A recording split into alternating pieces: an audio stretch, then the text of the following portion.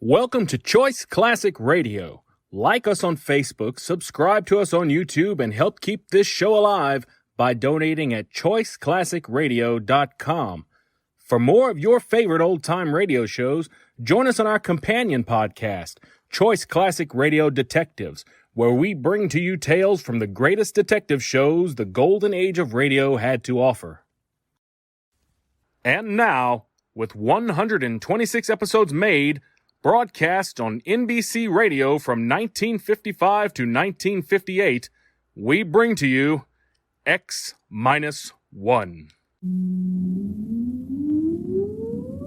Countdown for blast off. X-5, 4, 3, 2, X-1, fire.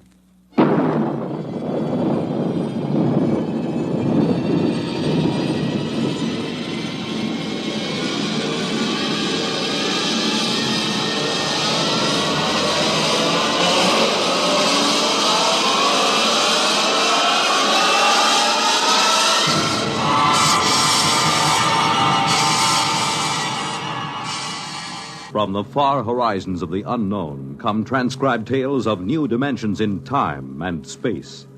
These are stories of the future, adventures in which you'll live in a million, could be years, on 1,000 maybe worlds. The National Broadcasting Company, in cooperation with Galaxy Science Fiction Magazine, presents X-1.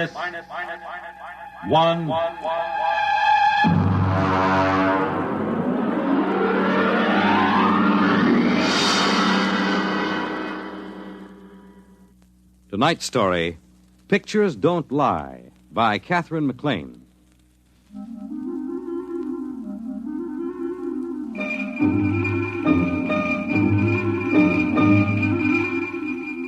I had been writing science stories for the Times for a few years before the whole business of the aliens came up. I got on to doing science because I wasn't a very good sports writer, and the Guild made it clear to the manager that I had enough seniority to make it tough to fire me. So, when Masters went over to Life magazine, I was shoved into his spot. Now, being the man from the Times on any given story is quite a responsibility. It's not quite as inspiring as the London Times. You remember the butler announcing there were several reporters and a gentleman from the Times? But we're supposed to look as if we didn't specialize in axe murders and picking winners at Jamaica. Of course, it pays off. You find scientists, atomic energy commissioners, even congressmen will open up to the Times man. And that's how I got on the inside of this whole business. I had met Joseph Nathan at a convention in Atlantic City, and when he invited me to look over this work, I accepted. I don't think there's anything classified in this work, Mr. Schwartz, as long as I don't actually supply you the text of messages. I got a department clearance up to most confidential. Well, that should do it. Hello, Max. Hi. You see, my job is radio decoder in the department here. Under the Pentagon directly? Department of Military Intelligence. Uh-huh. I use a directional pickup to tune in on foreign bands, record any scrambled or coded messages I hear. I thought the code department was handled under CIA. Well, I guess there is some duplication. Actually, though, I concentrate on the scrambled messages. I see. Here, I can show you. Come over here. Look out to the table. Yeah. Anybody want coffee? I've got a piece of tape here. This is a typical scrambled broadcast. It's not military, it's a commercial message. Oh.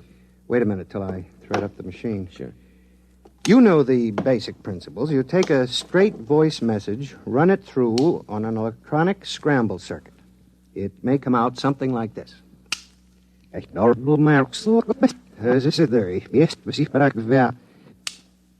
My job is to pick a thing like that out of the air, analyze the patterns, and wire an unscrambler. I've got this particular pattern set up on the machine, you see. Tanker number 734, capacity code 7, estimated time of arrival at Galveston 30. You see? Mm-hmm. Now, that was just a commercial message. I do the same thing with military intelligence. Is it something like old-fashioned cryptology? Well, yes, except there's a small complication.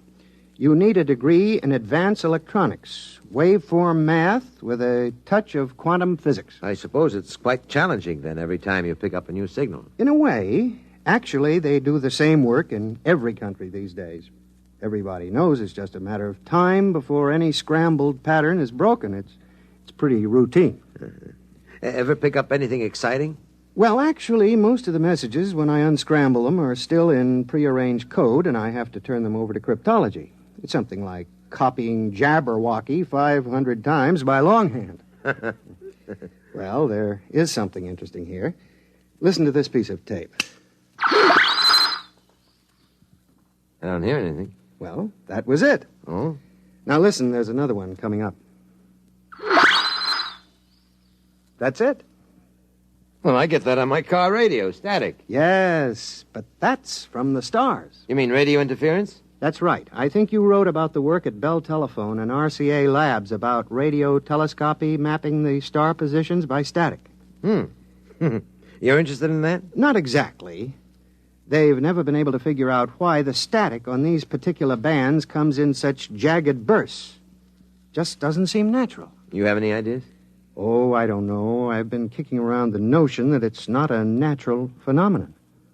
I've been trying to discard it, sort of like playing chess against yourself on the train in the morning. Well, that's about all there is.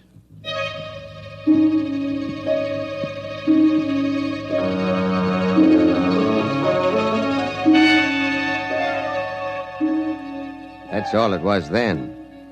Joe Nathan swindling a few parts and a little government time to ride a hobby horse of his. I wrote up his job for the Sunday magazine section. It got squeezed out for an article by a famous actress on the 10 leading roles I disliked the most. So I forgot about it, went back to announcing a miracle drug per week and conflicting theories of psychoanalysis. I don't know what I'd do without them. They're always good for a piece. I was at the office late one night. I didn't have any work, but I just didn't feel like going home and putting the kids to bed. Schwartz. Mr. Schwartz? That's right. This is Joseph Nathan. Do you remember? Yeah, sure. How are you? Mr. Schwartz, can you come out to my lab? You mean Riverhead? Yes. I'd like to show you something. Well, maybe we can make an appointment. As a matter of fact, I have to be out on Long Island next week. No, I mean tonight. Oh? What is it? I think I've found something that you might be interested in. Yes? You know those static bursts I recorded? The ones that came from the stars? That's right. I've decoded them.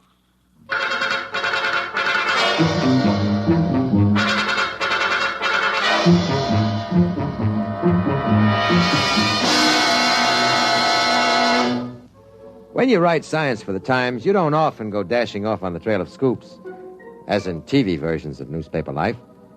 But it was about 11:45 as I drove out along the Montauk Highway, listening to Tex and Jinx on the radio to keep from piling up the car against a tree. Radio who keeps me awake. Nathan was waiting for me at the gate, and he had quite an argument to get me in past the MPs. We were challenged 4 times before we got to his lab. I'm glad you came, Mr. Schwartz. Oh, it's a nice night for a drive. I know, but frankly, I wanted to ask you what I should do. You see, I requisitioned the supplies without authorization, and I don't know how to explain it to my division chief. I mean, it isn't as if I took any of the equipment home. It's all right here. But I've got to tell somebody. I just thought you might have some experience in how to handle a thing like this. Like what? Well, you remember that static recording I played you? Here, I got it set up. Oh, yeah. Yes, I remember it vividly. Now, Mr. Nathan, it's very late, and this is far out on Long Island. Now, you see, there's an old intelligence trick, speeding up on a recording till it sounds just like that, a short squawk of static, and then broadcasting it. Undergrounds use that when they don't want their transmitters located by triangulation. When you receive the broadcast, you slow it down and get your message. Oh, no, wait a minute. You mean that you've decoded those static bursts from the stars? Well, no, not exactly. I mean, they're not in code. You think there's somebody out there broadcasting at us? Well, no, it's not exactly that either. Everything all right in here, Joe? It's all right, Max. Mr. Schwartz has a clearance. Okay, see you in the morning. You see, if a star has planets, inhabited planets, and there was any broadcasting between them, they'd send it on a tight beam to save power. Uh-huh. It's the same method we used to aim radio beams at the satellite stations. You don't lose power. But you couldn't aim from planet to planet. You can't expect a beam to stay on target over such distance more than a few seconds at a time. It'd be like trying to keep a flashlight on a bouncing ball from a mile away. Yeah, I see. So they naturally compress each message into a short half-second or half-length package and send it a few hundred times in one long blast to make sure it was picked up during the instant the beam swings across the target. You see? Huh? Well, yeah, I suppose so. Is that what those static squawks were? I think so. I've got them analyzed up to a point, and they can't possibly be random. Oh? I recorded a couple of screeches from Sagittarius section, and I concentrated the work on them. It's taken me a couple of months to find the synchronizing signals and set the scanners close enough to the right time to even get a pattern. But I'm getting close to it now. Huh? You mean you've actually picked up messages from some form of alien life out there in the stars? Yes. You see, and this raises a tremendous problem. How am I going to explain to the division chief why I made all those unauthorized parts requisitions?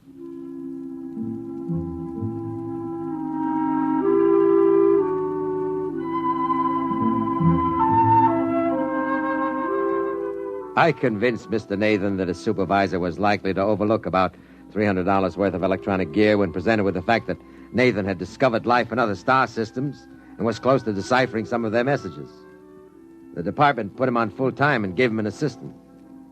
They made me swear to sit on the story by promising to give me the first break on it when it was finally released. So I kept checking with Nathan as he worked. I don't think it's a voice message. Well, what is it, a racing wire? Are we catching late scratches from some track at the edge of the galaxy? I don't think so. It's a TV signal. Oh? There's a definite scanning pattern. I can separate out the locking poles for a picture. Yeah? The only problem is I've no way of assigning colors to the various bands. Color? Well, what makes you think it's color? Oh, it seems as if it's got to be. You and RCA. This is the year color's here. No, look at these waveform analyses. Huh? With a band spread that wide, it rather indicates a color transmission, don't you think? Well, sure, why not? Let me know when you get the Steve Allen show.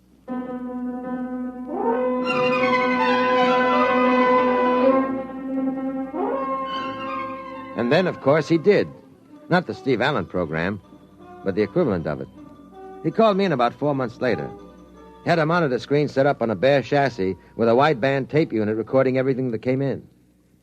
Here, wait till I turn on the set. See, this is what I've been trying to figure out for at least a month. You see this picture?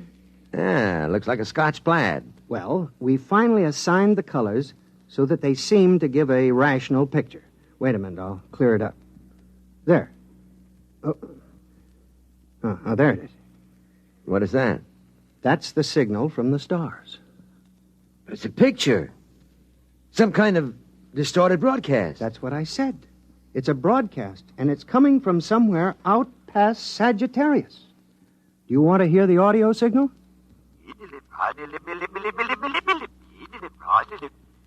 That's their language? That's right. We're sure about that. The colors were assigned arbitrarily, of course. You see that figure there, the tall one? With the green skin? Yes. That skin may be blue or pink or gray or anything. We don't know what their color response is. The only thing we're sure about is the various shadings of intensity and the audio channel. What is it? What's it all about? Well, we haven't decoded the language yet. There's a team from Harvard working on that. We record everything that comes in, but I think it's a lending library. A what? It's all fiction. It's plays. And there are dozens of them, all at the same time. I think they broadcast them continuously, and anybody who wants a particular play can tune it in. With the short burst method of transmission, they've got plenty of room in the spectrum. A lending library? Of course. As soon as we break the language barrier, we'll know for sure. Oh, by the way, I thought you might be interested. I've sent them back a message. Look, Nathan, when are they going to release this? When can I use it? I don't know. In the civil service, you don't ask questions Now, like look, that. I'm a newspaper man. This is the hottest story. I thought you were from the Times. I know, but it's still a newspaper. What is the message you sent them? How do you do it? Well, I took a print of a film. Yeah? As a matter of fact, it was Punky Ellie's Dance of the Hours from the Disney film. You know, with the dancing hippopotamus and crocodile? I think I remember it. Well, I scanned it with the same combinations and sent it back along the same line we were receiving from. Just testing. What do you think they'll make of dancing hippopotamuses and crocodiles out past Sagittarius? Oh, I recorded a prologue, and I explained what it was. I thought it would please their library to get a new record in. Look, Mr. Nathan, please, will you find out when they'll release this? Well, as a matter of fact, I do have an idea. The project supervisor said there'd be big news when we get an answer back. When? Oh, at the rate of transmission, only about 3 or 4 years.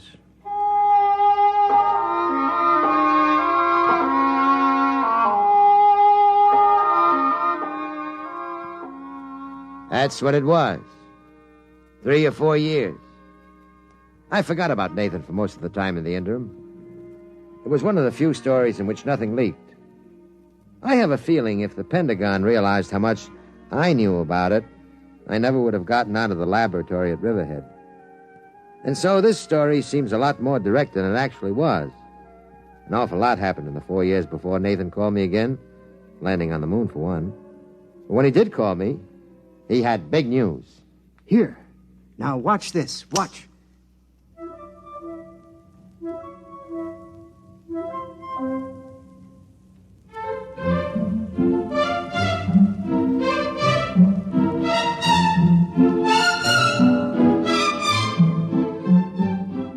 Is that the recording of the message you sent out? I've seen that before. No, it isn't. That's a message we've received. They're playing it back to us. Now, wait. You'll see. Now, look. You see? There's an auditorium. They've been showing our message on a screen. Look at them. What are they doing? Waving their hands in circles? Well, that might be applause. Oh. You can't tell, but that isn't the most important thing. Do you realize what the intensity of this message was? On an Omicron scale, 302.8. Yes? Now, you'll see what I mean. Now, watch. Their camera, or whatever they use, pans up from the audience. Look at that wall. Hey, it looks like a ship's hold. It is. It's a spaceship. That accounts for the intensity of the broadcast. We've picked up an alien spaceship, and they've gotten our message. They're approaching the solar system, and we'll be able to contact them. Joe, you know, I just don't care anymore. You've strung me along with this thing for 5 years, and it's no use to me. Absolutely no use. Why, didn't I tell you? The Department of Defense is releasing the story to the press. You have it today, and there'll be a general release tomorrow.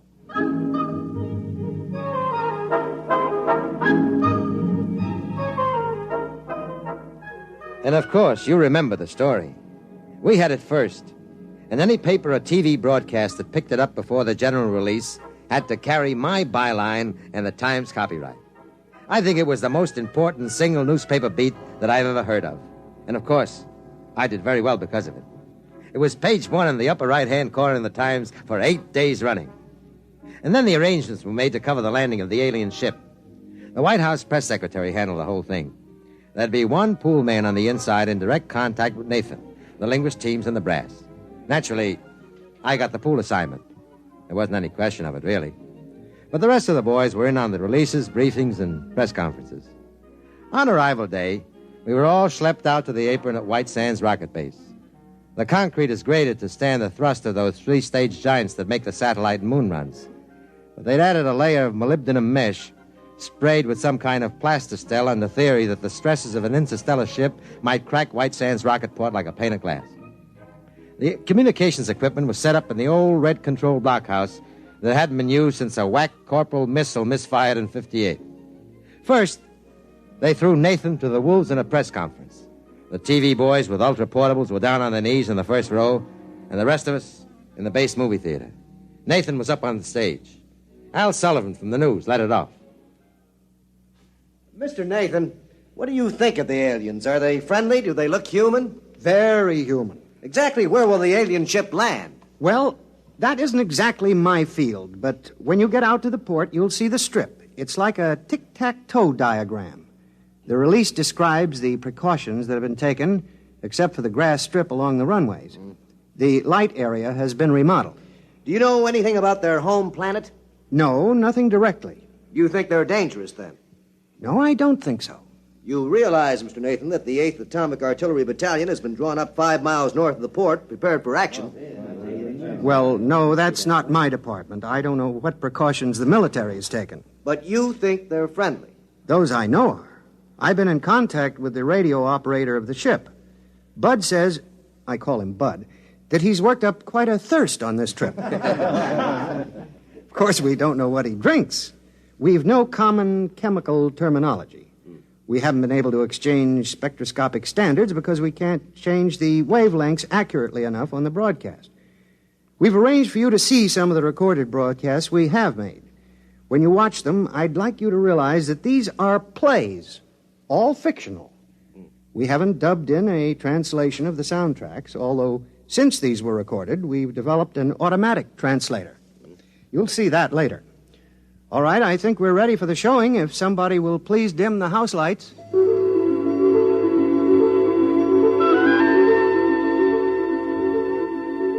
Of course, I'd seen the films before, but I stayed at the back of the hall to watch them again. The almost human forms, half dancing, the colors bright but strange. The sound was a flowing language with many shifts of pitch, and there was that strange, odd motion, not slow, but somehow drifting. It had been bothering me for some time, the films. There was something in the way they walked. They were good actors. Even without knowing what was happening, you were interested. You could tell the hero from the villain sometimes, and you rooted for him. Finally, I went out to the lobby, and I found Nathan pacing up and down. What's on now? That recording that they returned with the Ponchielli? It's funny, you know. They're crazy about Ponchielli and Mozart. Can't stand Gershwin. Strange. Joe, there's something wrong with the films. What do you mean? Well, something wrong with the whole thing. It's a hunch. I felt that way with the vaccine for the common cold. Turned out to be a bust, huh? Now, there's something about the way they move. Well, that bothers me, too. When I turn the tape faster, they're all rushing, and you begin to wonder why their clothes don't stream behind them, why the doors don't close quickly behind them, why things fall so fast. Well, we don't have to worry about it. We'll see them in about 2 hours when they land.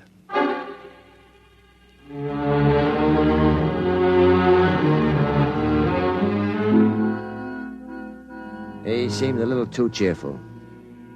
Joe Nathan wasn't like that. He was usually too serious, took things literally. But he seemed to be trying to convince himself that nothing could go wrong. It was as if he smelled a rat but held his nose and went right ahead. At minus 30 minutes, we all took our places in the blockhouse. They had a monitor set up with the automatic translator hooked up on the audio channel, so the alien operator looked as if he was talking English, but the lip movement didn't quite match, like a bad foreign film with English dialogue. There he is. He's broadcasting. Throw on the translator unit. We've decelerated enough to enter the atmosphere. We'll be landing in 3 time periods. Hey, Joe, what is it? A murky-looking planet you live on? What do you mean by that? He's kidding. I've been talking with him for a few weeks. He's got a sense of humor. What does he mean, murky? Can't be raining over much territory on Earth. It rained here this morning, but it's cleared up now. There he is again. See the way he holds his mouth in an O? Uh-huh. That's their laugh. Oh. There, you can see his view screen behind him. He must be just entering the atmosphere. There goes the green light again. What's that? Oh, we're not getting this broadcast direct. That light means they've sent a concentrated squawk broadcast. We record it, slow it down, and then play it back here. Just a minute, and we'll get what he said. Here it comes. Hey, Joe, it's dark. Your atmosphere is thick, really thick. You didn't tell me that. Approaching ground level. I didn't hear any rocket jets. We should hear a landing blast, shouldn't we? I don't know. Another message in. We've landed. We're down. Well, they can't be. They can't be. There's nothing out there. Here he is again. Listen, Joe, we're down. We're landed, but our detection field shows no buildings near. Nothing. The atmosphere registers thick as glue. There's tremendous gas pressure. Our hull won't take it too long. There's no light at all. Joe, you didn't describe it like this. What kind of a trick is this? We've got a directional fix on the broadcast now. Well, where is it? There, on the field. We're trying repair. we're adjusting a view screen to pick up the long waves to go through this murk. The engineer says there's something wrong with the steam jets. We're sending a help call to our nearest space base. Joe, get us out of here. Well, where are they? Where are they? There's nothing out there. Nothing. They'll have to triangulate the next broadcast again. Joe, you've got to send a rescue party somehow. Listen, we've got a viewing screen rigged now. We're in the middle of a half circle of cliffs. Around the horizon, there is a wide, muddy lake with swimming, pulpy things attacking and eating each other on all sides. We're almost in the lake on the soft edge. The mud can't hold the ship's weight, and we're sinking. The tubes are mud-clogged. When can you reach us?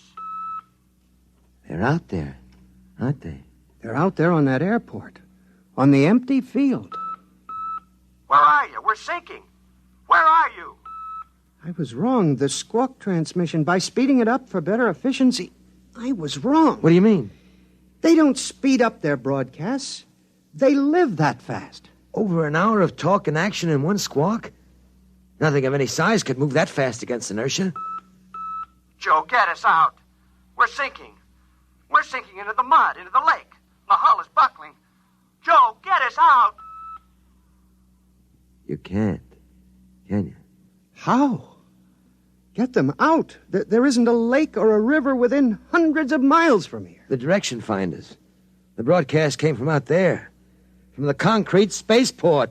Possibly at the edge of the runway where the grass is growing. After all, it rained this morning. Do you think we could ever find them? Maybe. With a strong enough magnifying glass.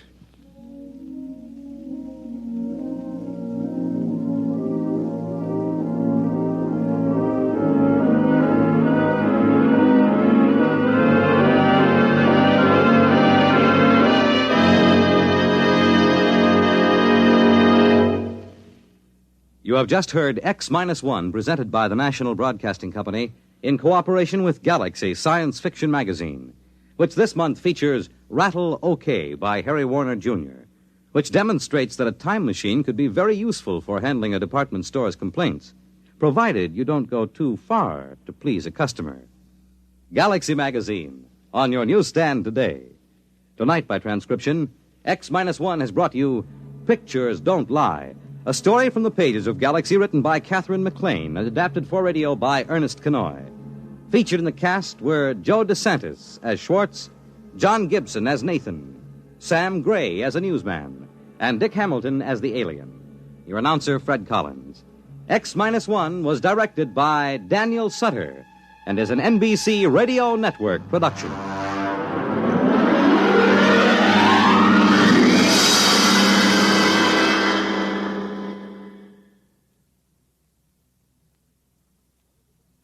One of the best, one of the most popular programs on radio. That's You Bet Your Life with Groucho Marx. And here's a reminder. Now Groucho can be heard on Saturdays. And he's on at a time when every member of the family, from Junior to Grandpa, can join in the laughter that goes with each question and answer session. A new day, a new hour, but the very same fun and good times that have made Groucho and You Bet Your Life so popular throughout the years. Have you ever met a hamburger king, or an earthworm farmer, or a famous beauty contest winner?